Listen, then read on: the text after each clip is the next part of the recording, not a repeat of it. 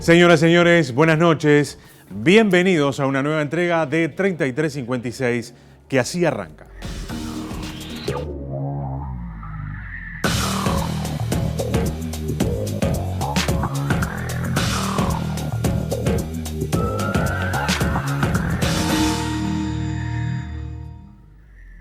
Y de nuevo nos metemos en el ciclo electoral 2019-2020.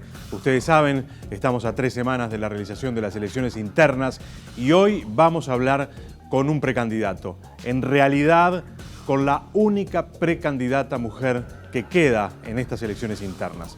Vemos una breve presentación de Carolina Cose.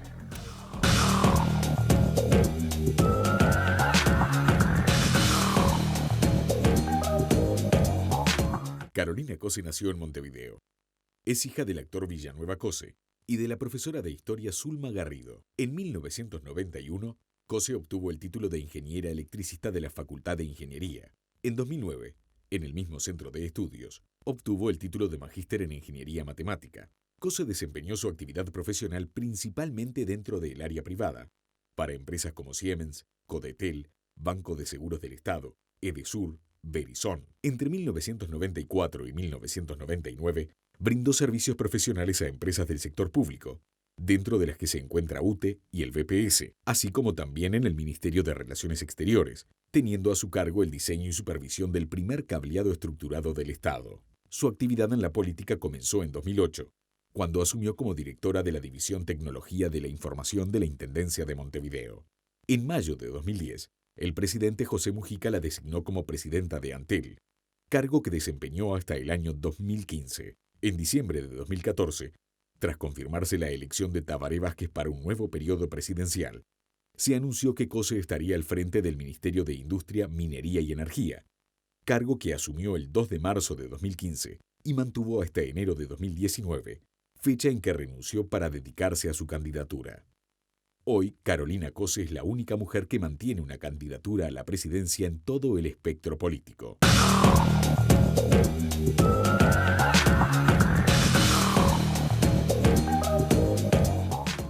@3356TNU, ese es nuestro Twitter, señores. Se pueden comenzar a comunicar con nosotros, preguntas, comentarios sobre quién será nuestra próxima invitada. Hacemos una pausa y ya venimos.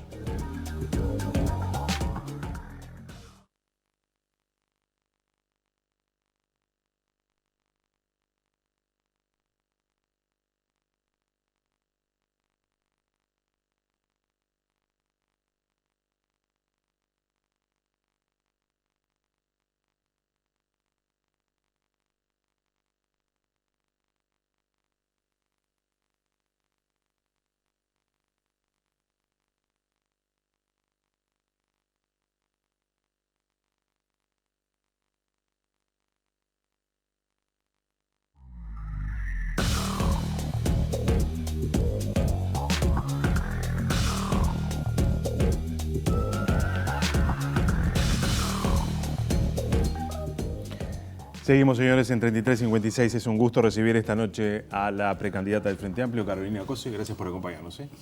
El gusto es mío, muchas gracias. Imagino que son unos días complejísimos, de mucho trabajo, de ir, venir. Sí. ¿Cómo la trata eso primero que nada, de recorrer el país, de tener una agenda extremadamente apretada y del contacto permanente con la gente? Me trata muy bien. La verdad que es maravilloso. Estamos recorriendo todo el país con cientos de encuentros con la gente. Yo sola creo que tengo ya 200 encuentros con la gente, una cosa así, más los que tienen todos los grupos que me apoyan. Estamos haciendo una campaña con la gente, para la gente, y es maravilloso lo que pasa, la verdad. Estamos profundizando en nuestras propuestas, la gente las escucha, profundiza, participa. Estaba leyendo el jueves, el jueves o el viernes, no recuerdo, un tuit que publicó posterior a lo que pasó allí en el Antel Arena en la última de las finales entre Malvin y Aguada, más allá de la referencia al Antel Arena y a los palos y esas cosas, eso del contacto permanente con la gente que termina transformándolo a uno, ¿no? Sí, y llenándolo de responsabilidad. Mirá, realmente llenándolo de responsabilidad. Recién me estaba subiendo al auto para venir acá y me paró una cuidacoches y me habló y se le llenaron los ojos de lágrimas. Me dijo que me iba a votar y estuvimos hablando, y como eso me pasa muchísimo. La gente te transmite, conversa contigo y te da un pedazo de su vida, y entonces eso es una responsabilidad enorme. Para mí te llena de energía. Pero la responsabilidad se va multiplicando. Claro, se multiplica. Sí. Pero esto es interesante porque en el inconsciente, en el imaginario, usted aparecía como una mujer técnica, bueno, de la academia, una ingeniera que resolvía problemas, enfrente primero a una empresa gigantesca como Antel, después al ministerio. Como que la parte más vinculada al relacionamiento con la gente nunca había aparecido. Y empieza a aparecer ahora, que es cuando tiene que aparecer, además, cuando uno empieza una campaña de este tipo. Y uno también empieza a ver cómo aquella imagen empieza como a aflojarse, ¿no? Ese contacto con la gente también genera la necesidad de pensar el relacionarse con el otro de otra manera. De transmitir mejor las ideas, ¿verdad? Y de escuchar mucho mejor. Todas las cosas que yo logré en las responsabilidades que tuve no las logré sola, y no es verdad que uno dando órdenes logra las cosas. Uno tiene que armar equipos y tiene que convencer, y todos los que han trabajado conmigo me conocen y saben que soy un ser humano. Capaz que ahora es más evidente, pero en realidad cuando uno quiere llevar adelante un proyecto y una propuesta, tiene que escuchar mucho y aprender a transmitirlo lo mejor posible. Claro. Estaba viendo que se publicaron hace pocas horas las últimas encuestas que están allí en la vuelta, específicamente la del Grupo Radar, y bueno, ahí aparecen algunos datos que son interesantes. Básicamente, la interna del Frente Amplio se mantiene muy estable, las diferencias parecen acortarse entre todos, ya no hay un candidato que al parecer es despegadísimo, que parecería que no hay nada para hacer. ¿Les presta atención, las mira, las analiza, o son un dato más que están allí en el medio del universo ese que se mueve en torno a los sistemas electorales y a los tiempos electorales? Yo soy una persona que tiene formación científica y que cuando aparece... La verdad que esa no la analicé, esa que creo que veo por ahí. No sé qué encuesta salió hoy. No, hoy no analicé ninguna encuesta. No hay tiempo. Un minuto. Sucede lo siguiente, hay una base material para las encuestas, que es que esta elección no tiene voto obligatorio. Claro. Y eso ya pone como una arena movediza en el medio. La sociedad ha cambiado mucho, tiene otras formas de expresarse. Yo lo que hago es recorrer la realidad. Y yo recorro mucho la realidad. Y realmente, mira, ayer estuve en el Chuy, en La Coronilla, en Castillos, en Punta del Diablo, en Rocha, ya no me acuerdo dónde más. En todos los lugares, reuniones en comités, en horarios raros, porque fue todo el día. Claro. Y una de las cosas que me decían mis compañeros es, para estos horarios, en estos lugares, se llenó de gente. Realmente se llenó. Un acto en la calle, en Rocha, con mucha gente joven. Yo estoy viendo la realidad, yo estoy viendo que mi campaña está creciendo, que estamos haciendo propuestas que la gente entiende, comparte, discute. Y pues, me estoy guiando por eso. Claro. Voy a ir a los aspectos más programáticos, capaz que en el segundo bloque, pero quiero sobre algunas cosas que han pasado en las últimas horas. Ajá. Usted puso en la campaña electoral un asunto que no estaba arriba de la mesa. Y a mí me parece trascendente porque ha habido como una necesidad de esconder algunos asuntos vinculados a, por ejemplo, la defensa de los derechos humanos, por ejemplo, la profundización de algunos modelos vinculados a los sistemas tributarios. Nadie quiere, ni en el Frente Amplio ni en ningún otro partido, nadie quiere poner asuntos arriba de la mesa que hagan mucho ruido. Sin embargo, por ejemplo, acá aparece con claridad un asunto que no estaba arriba de la agenda, y es, nosotros tenemos que terminar con los efectos de la ley de caducidad, dijo hace pocas horas. ¿Qué significa esto? Porque es muy importante. Sí, yo considero que es muy importante y es producto de una profunda reflexión, y quiero salirme de tecnicismos. Yo no soy abogada,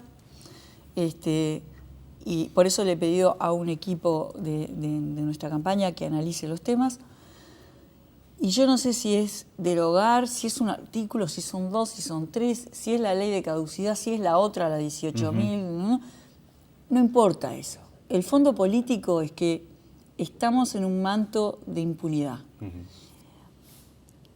que tiene efectos, que se interpreta de una manera algo, que otra cosa se interpreta de la otra. Hay tratados internacionales a los que Uruguay no termina de adherir. Entonces yo creo que como democracia tenemos que sacarnos de arriba la impunidad. ¿Cómo? No sé. Por eso puse un equipo a estudiar toda esa madeja de cuestiones que fueron declaradas anticonstitucionales, cuestiones que quedaron vigentes. Entonces, lo que sí creo es que para que nuestra democracia sea cada vez más firme, estamos en otro momento histórico, ya somos grandecitos. Creo que es importante y creo que en la sensibilidad del Uruguay en el último año ha quedado evidente que no nos podemos descuidar ni un minuto en la defensa de la democracia. Y yo creo que para el próximo periodo tendríamos que sacarnos de encima cualquier vestigio de impunidad. En este sentido, y esto es algo que yo vengo pensando hace tiempo, la Suprema Corte de Justicia tiene algunas posiciones que son extrañas y, por ejemplo, que contravienen algunos de los tratados que el Uruguay ha firmado. Para la Suprema Corte de Justicia, los delitos cometidos en el periodo de la dictadura no son considerados delitos de lesa humanidad. Por lo tanto, entiende que eventualmente algún delito que tenga algunas otras connotaciones no se van a investigar. Incluso hubo un ministro de la Suprema Corte que dijo: si tenemos que construir un muro para que no avancen sobre estos temas, lo vamos a hacer. Y ahí hay un debate que es: ¿qué sistema de justicia tenemos? Hay que ir ahí, hay que trabajar sobre ese sistema de justicia, sobre cómo llegan quienes llegan a esos máximos organismos que terminan definiendo asuntos tan sensibles. ¿O hay que seguir por acá porque tocarlos es tocar algunos intereses que son complejos también? Mira, yo hoy lo que planteo es un tema profundo, político, que tiene que ver con la impunidad. Y en ese tema estoy dispuesta a poner toda mi energía, toda mi potencialidad, y estoy segura que los compañeros me van a ayudar a encontrar la forma de desmadejar eso y que no haya lugar a dos interpretaciones cuando de derechos humanos se trata. Esa es la idea. Después, lo otro, lo de cómo se asciende en el Poder Judicial o no, creo que es una historia larguísima, que viene de muy atrás, y que es un tema que, no sé, quizás habría que llamar a una discusión interpartidaria larga, que también me excede a mí. Digamos, yo veo que ha sido una historia compleja, realmente compleja. Yo hoy entiendo que hay una separación de poderes del Estado, y me parece muy bien, y respeto mucho a la justicia, pero ese tema es un tema aparte de lo que estoy diciendo, ¿no? Son dos temas diferentes. En las últimas horas se conoció, y ya entrando con algunos temas que están vinculados a su propuesta, se conoció la decisión de una curtiembre, que es propiedad de una empresa multinacional brasileña, de cerrar sus operaciones. A esta altura calculo que es algo por el estilo, en Uruguay, enviar a 300 y pico de trabajadores al seguro de paro, por una situación que es evidente y que marca algunos de los problemas que tiene el Uruguay de acá en adelante. ¿Qué venden esas curtiembres? Y bueno, cuero procesado. ¿Qué es lo que están consumiendo los que antes les compraban? Otros productos. Productos de la revolución científica. Productos que tienen en algunas ocasiones las mismas cualidades que el cuero, pero que salen más baratos producirlas y que inclusive son más eficientes. El Uruguay sigue teniendo una economía extremadamente primarizada, ¿no? ¿Cómo se sale? Bueno, lo primero es ir reconociendo eso que tú estás diciendo y salir con un plan. No se puede cambiar de la noche a la mañana, pero tenemos bases sólidas para transitar en una transformación de Uruguay, dinamizando el mercado de trabajo. La obra pública para eso es un factor fundamental, apostando a acercar los sectores de futuro al interior del país. Yo creo que hay una gran oportunidad en el interior del país de llevar trabajo, sobre todo para los jóvenes, que son los que están preparados en el interior del país para hacer trabajos mucho mejor remunerados y que tienen futuro en el mundo actual, como diseño, software, audiovisual, biotecnología. Hemos descentralizado la universidad, tenemos buenas telecomunicaciones como para hacer eso, y tenemos un montón de gente que no está preparada para los cambios de trabajo que se vienen. Por lo tanto... Sí, claro. Yo pensaba, por ejemplo, en estos 300 trabajadores que hace 20 años se dedican a esto, que tienen un saber específico. Sí. Pero ¿qué van a hacer con ese saber si ya las empresas y los productos que vendían no están más? Por eso. Entonces, por eso la obra pública, para sostener a ese conjunto de trabajadores que no tienen calificación en otra cosa o que no necesitan una enorme calificación para participar en distintas obras públicas, y al mismo tiempo un proceso de reconversión laboral aceleradísimo con INEFOP y con la UTU, sobre todo con la UTU. INEFOP viene haciendo una gran tarea, pero yo considero que esa es la fase 1. La fase 2 es la UTU, con esquemas de formación dual, o sea, estudiando y trabajando y completando los estudios en el trabajo, en procesos de reconversión importante, y anticiparse al futuro, porque esto, si nosotros hacemos solo estas cosas y no nos anticipamos a las dificultades del futuro, los trabajos del futuro nos van a durar 2 años. Claro. La anticipación al futuro es el desarrollo científico, acercándolo cada vez más a la producción. Ahí la UTU tiene un papel de puente para ser impresionante, y tenemos los embriones de desarrollo científico en lo que se está haciendo con las ceibalitas, en lo que se hace en la UTU. Tenemos a nuestros científicos en el Uruguay, que yo lo primero que quiero hacer es no dejarlos ir. Claro.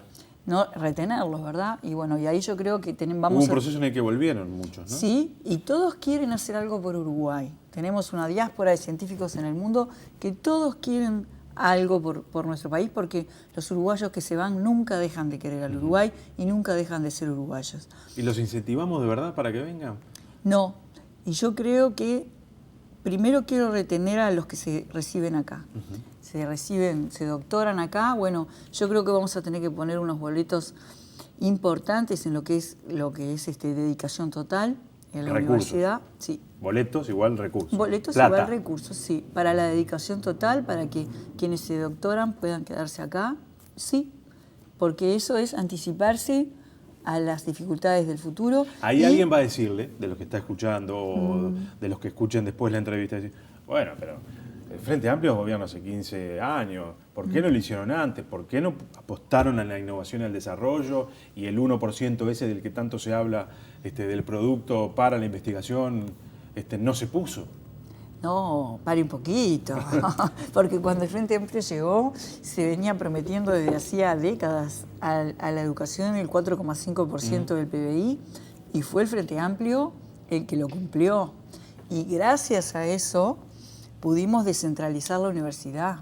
Gracias a los gobiernos del Frente Amplio y a esa promesa cumplida se pudo tener universidad en Tacuarembó, en Rocha, en Maldonado, en Rivera, en Paysandú, en Salto. Se pudo generar una nueva universidad y se pudo cambiar los polos tecnológicos de la UTU. Es un proceso acumulado en el cual yo no creo que podamos llegar de entrada al 1% para la investigación científica, pero creo que tenemos que tener una tendencia a llegar. Entonces, la primera tendencia es retener a los científicos nuestros. La segunda es generar algunos centros de investigación en algunos rubros, por ejemplo en informática, y veremos. Hay una secretaría... ¿Y ahí es público-público, público-privado? ¿Cómo construir esos polos de investigación? Bueno, yo me imagino un centro de desarrollo científico en informática público, pero si hay inversión privada en eso, bienvenida, porque tampoco me parece bien que el desarrollo científico recaiga solo desde el lado público, ¿verdad? En los países más desarrollados, la gran mayoría de la promoción de la investigación científica proviene del sector privado. En Uruguay es exactamente al revés. bueno, hay que ir mejorando eso. Y de todo el también. conocimiento en general, ¿no? Porque Sí. la universidad es la que produce gran parte del conocimiento. Más del 90% de la matrícula, ¿verdad? Sí. Y por otro lado, nuestros propios gobiernos del Frente Amplio han generado que el 54% de los universitarios son primeros universitarios en su familia. Entonces, las cosas tienen su proceso. Yo no podría estar hablando de esto si no hubiera pasado lo anterior. Claro. Los desafíos en materia de innovación también requieren de marcos normativos que se adapten mucho más a este mundo nuevo, inclusive para el Estado. Hoy el Estado es lento. El Estado... Usted gestionó una empresa gigantesca que imagino los problemas para tomar decisiones en un mundo que va muy rápido, muy rápido. Capaz que Antel no es el mejor ejemplo para hablar de lo lento que es el Estado, porque No. hoy tenemos 5G y somos el cuarto país del mundo. Capaz que no es el mejor ejemplo, pero sí de las complejidades que tiene el Estado. Hay que cambiar muchas normativas que no permiten que estos procesos se puedan instrumentar en las empresas públicas, en las agencias públicas en general. Hay que poner primera con el núcleo de lo que es el gobierno digital, que es la consolidación de datos del Estado. ¿Cómo es esto? Eso es que tenemos datos de las distintas personas en distintos lugares. Hay datos en el BPS, datos en DGI, datos en la salud. Tenemos que consolidar una entidad virtual que consolide los datos de las personas y de las empresas, de manera que cuando una empresa va a hacer un trámite, no tenga la empresa que viajar de un lugar a otro en busca de papeles o de comprobantes, y que sean consultas virtuales, y que cuando yo estoy en el interior no tenga que venir a Montevideo a presentar un papel. Entonces, eso es un proyecto en sí mismo, eso genera trabajo, y eso es un proyecto perfectamente realizable en un Uruguay que está inserto en el mundo digital, y que además, cuando se logra, pone sobre la mesa todos los trámites que sobran. Ajá.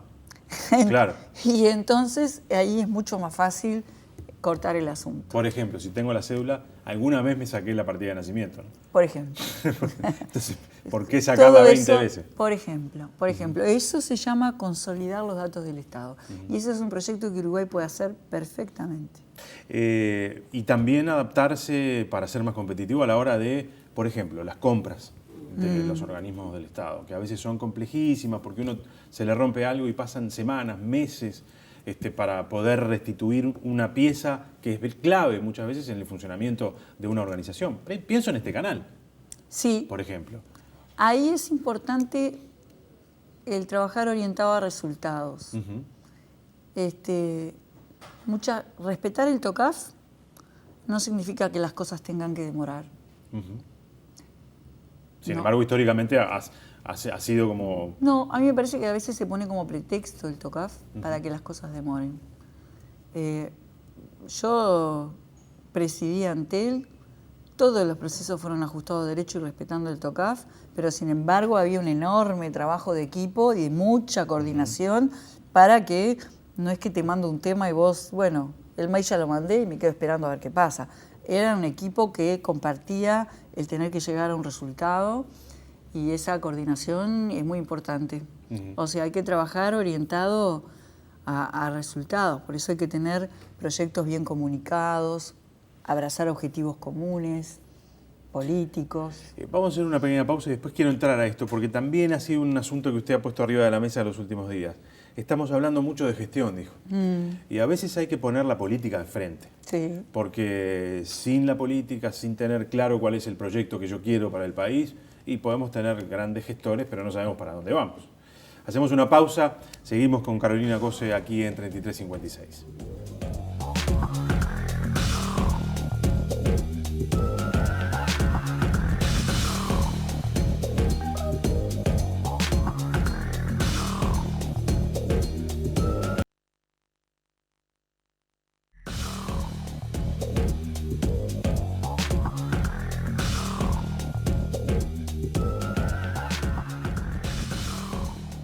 Seguimos, señores.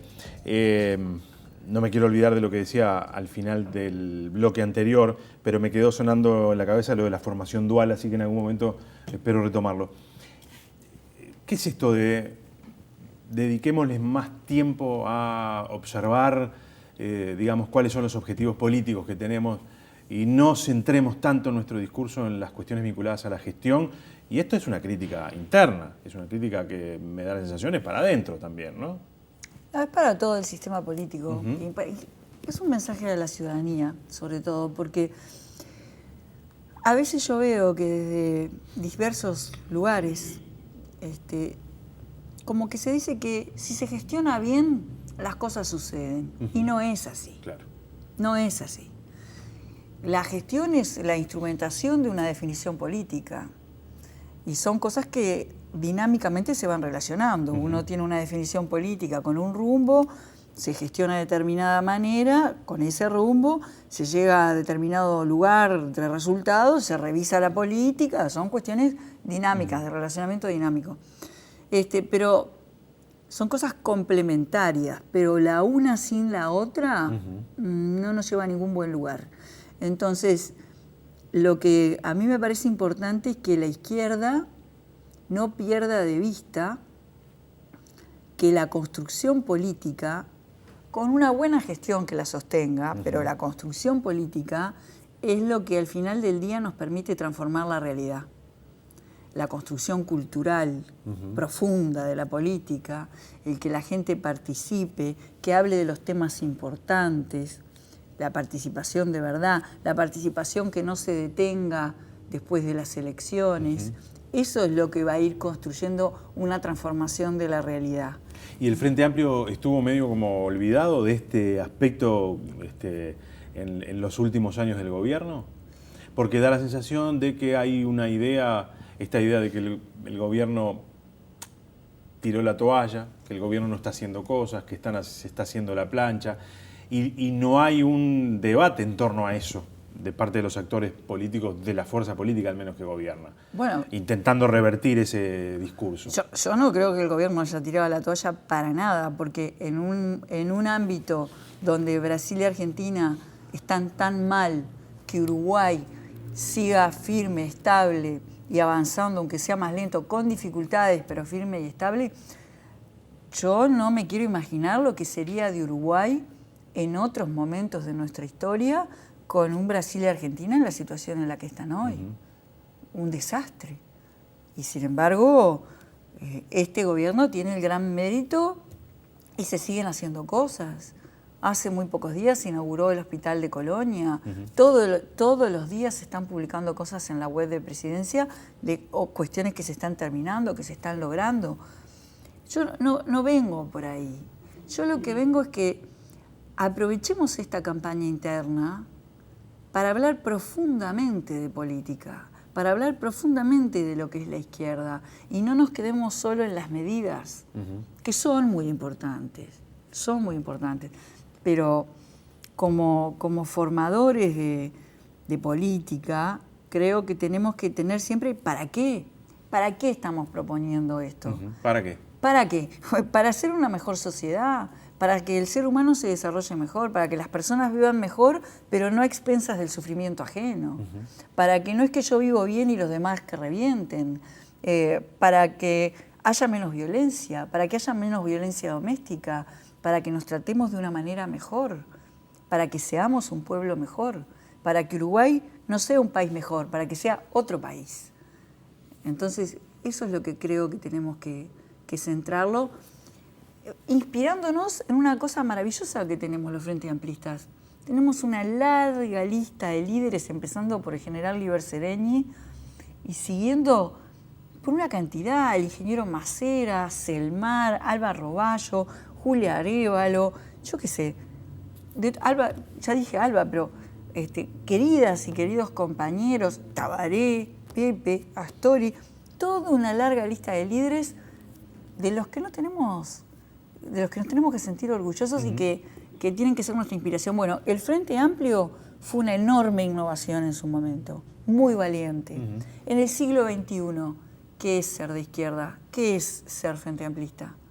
Esas son las cosas que tenemos que plantearnos. Y para mí es animarnos a decir, vamos a transformar de vuelta el Uruguay, vamos a seguir luchando contra la injusticia y vamos a seguir buscando el mejor lugar en el mundo. Enfrente hay algunas fuerzas que van en el otro sentido, ¿no? Yo leía hoy el documento de la Confederación de las Cámaras Empresariales. La propuesta es reducir el Estado, reducir los funcionarios públicos, bajar el quantum de derechos que ha logrado la clase trabajadora, porque eso, señalan, es una barrera contra el desarrollo.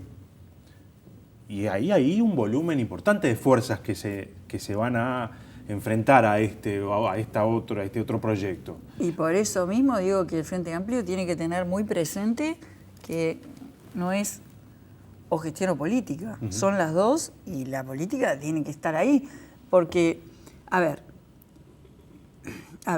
yo leí el documento de las cámaras empresariales y hay una serie de puntos que incluso yo como ministra traté con varias cámaras empresariales y que son puntos de gestión que están bien. Ahora, el ánimo de que para desarrollarse hay que volver para atrás, empezar a parecernos a Paraguay, perder derechos, retrotraernos, no lo comparto en absoluto, pero además hay algunas formas de razonar que implican que el país no va a cambiar, ¿verdad? Entonces, si yo pienso que no puedo hacer nada para que Uruguay se transforme, para que avance, para que supere las dificultades, me estoy quedando en una realidad estática, en una fotografía, asumiendo que no voy a poder superar dificultades. Y Uruguay no ha hecho otra cosa, desde los gobiernos del Frente Amplio, que superar dificultades. Entonces, ahí hay un punto de contacto que la izquierda no puede tener con la derecha. Pero cuando se señala desde las cámaras que, por ejemplo, el alto costo del Estado no permite que las empresas, por ejemplo, se animen a invertir, que haya un marco razonable como para que las empresas entiendan que pueden invertir porque los costos asociados que tienen con el Estado son muy altos. ¿Esto es así? Porque, por ejemplo, hay algunos otros sectores del Frente Amplio que dicen, bueno, no, inclusive hay que ir hacia un sistema tributario que los toque más.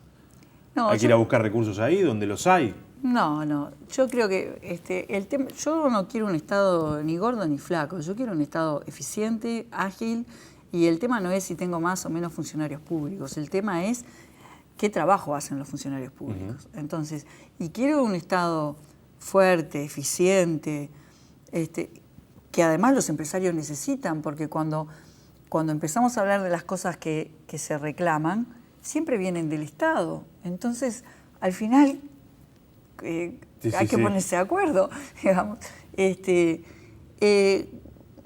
Con respecto a los impuestos, yo no pondría el énfasis en eso al principio. El programa del Frente Amplio dice que se analizará la factibilidad de imponer el capital, y a mí me parece bien que se analice esa factibilidad. No es donde yo pondría el foco inicialmente. Inicialmente yo voy a poner el foco en dinamizar el mundo del trabajo. Para eso necesito promover la obra pública, para eso preciso inversión privada, y para eso le quiero dar la oportunidad al capital privado nacional a que tenga un lugar donde invertir redituable y bueno para el Uruguay. Por ejemplo, obra pública. La obra pública. Cualquiera. Utilizando el mercado de capitales. Por ejemplo, utilizando el mercado minorista de capitales, como se hizo con un parque eólico de UTE, que las acciones se vendieron en un día. Bueno, quiero darle oportunidades al capital nacional de invertir en la obra pública. ¿En qué lugares se invertiría la obra pública puesta en dónde, digamos? En donde sea necesario. Desde carreteras, obra vial, terminar el proyecto de fibra óptica al hogar, cualquier obra pública, vivienda, cualquier obra pública que sea necesaria, infraestructura, cualquier obra de infraestructura, le daría la oportunidad, porque la necesito para no afectar al déficit fiscal, a la inversión privada, con distintos mecanismos. Y después evaluaré si era que no invertían porque no podían o porque no querían. Entonces, son pasos. Yo quiero tener, me parece que es bueno tener todas las opciones. Esa herramienta a la que usted hace referencia del parque eólico de UTE fue exitosa en su momento. Sí. Hoy hay, digamos, espíritu, hay ámbito como para que los inversores se animen a ir por un camino parecido? Yo ¿O hay que explorarlo? No, yo creo que... ¿Por qué fue exitosa? Porque proponía una buena rentabilidad y porque el que estaba atrás era UTE. El Estado es confiable en Uruguay y eso lo saben todos los empresarios. El Estado en Uruguay es confiable, paga. Es una garantía que esté el Estado detrás, las empresas públicas, ¿verdad?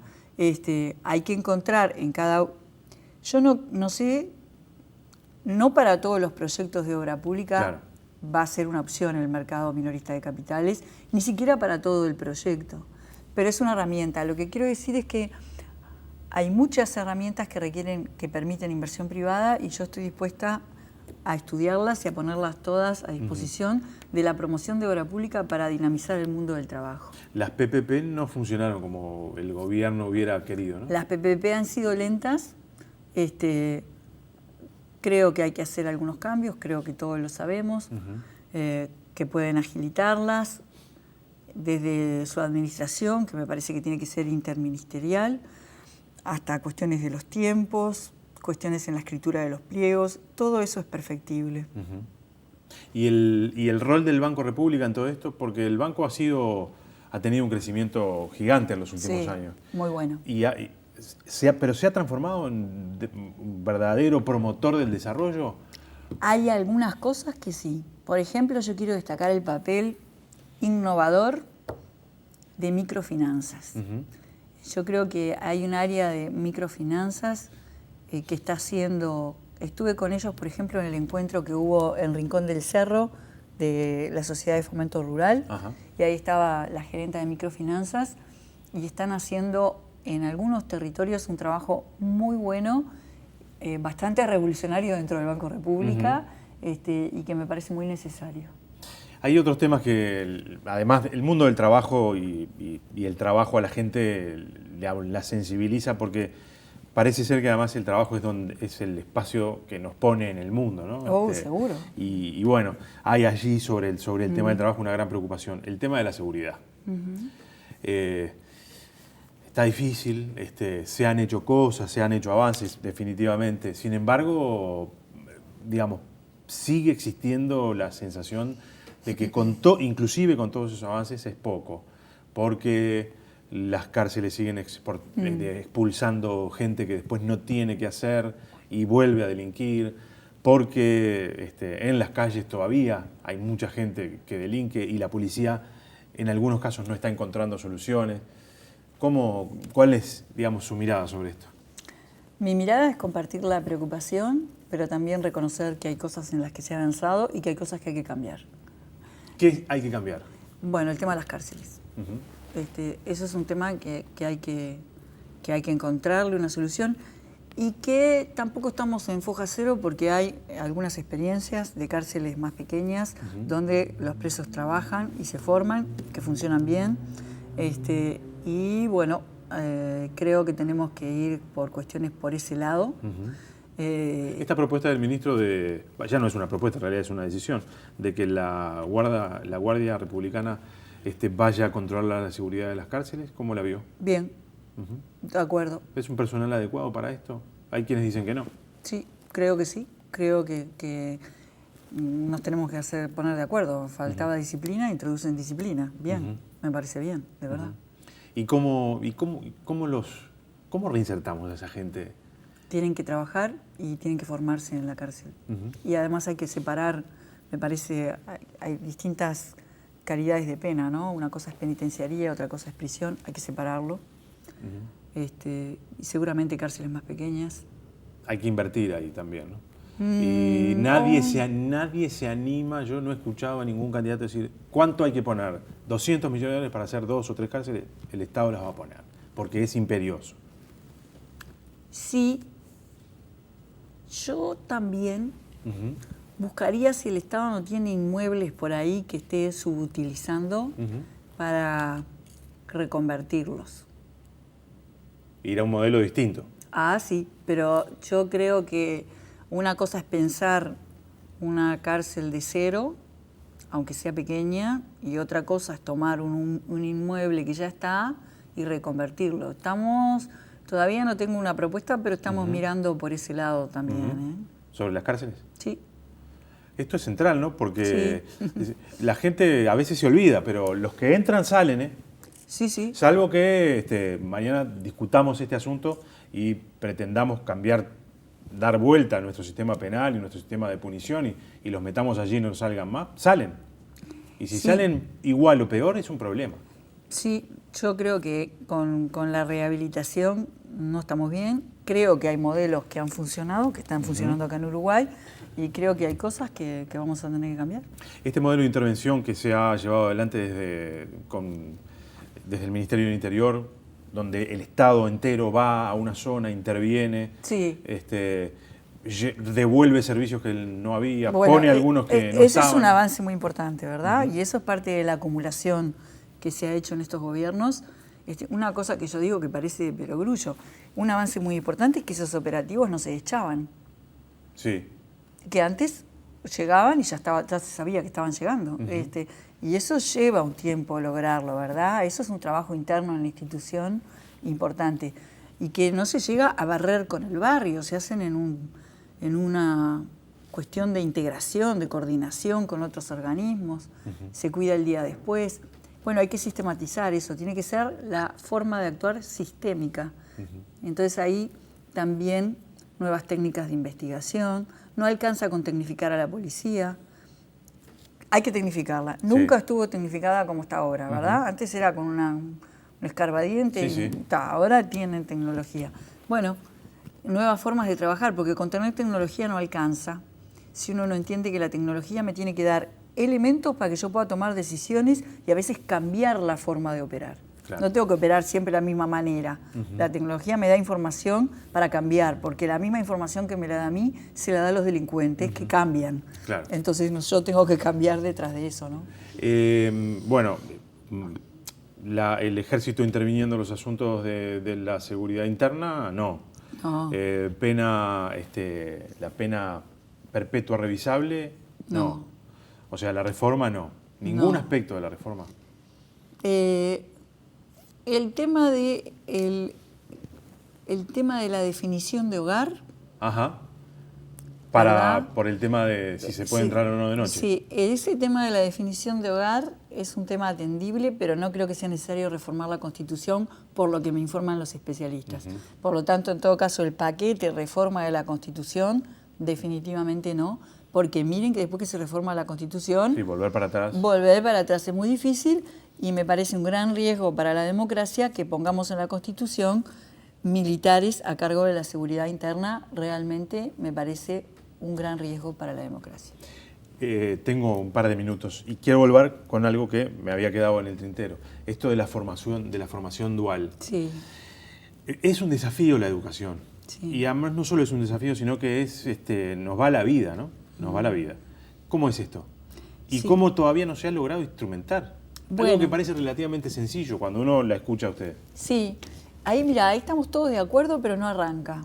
La formación dual es que vos estás estudiando algo en la UTU, por ejemplo, y para conseguir los puntos para terminar, parte de los puntos los tenés que hacer en una pasantía, en un trabajo, donde lo que estás haciendo además aporta a lo que vos estás estudiando. Entonces es como una simbiosis, como una sincronía entre trabajo y estudio. Bueno, esto no se logra hacer porque los empresarios no ven un beneficio Claro. rápido en esto. Entonces yo creo que lo que hay que hacer es arrancar con algún subsector de la producción, probar a establecer un estímulo Generar concreto, incentivos. un incentivo concreto y hacer una experiencia, medirla y bueno, y seguir por ese camino.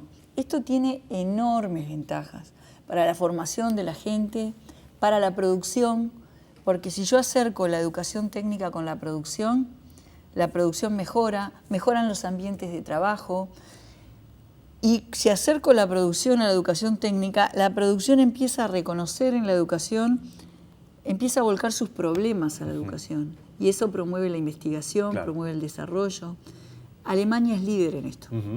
Y yo he trabajado mucho con la Cámara Uruguayo-Alemana y con varios empresarios y con la UTU hablando del tema y estoy convencida que es uno de los caminos que el Uruguay está preparado para recorrer. ¿Extraña el mundo de lo privado a la hora de la rapidez de tomar estas decisiones? Porque usted recién decía, estamos todos de acuerdo, pero no arranca. En el mundo de lo privado, si se ponen todos de acuerdo, la cosa arranca, ¿no?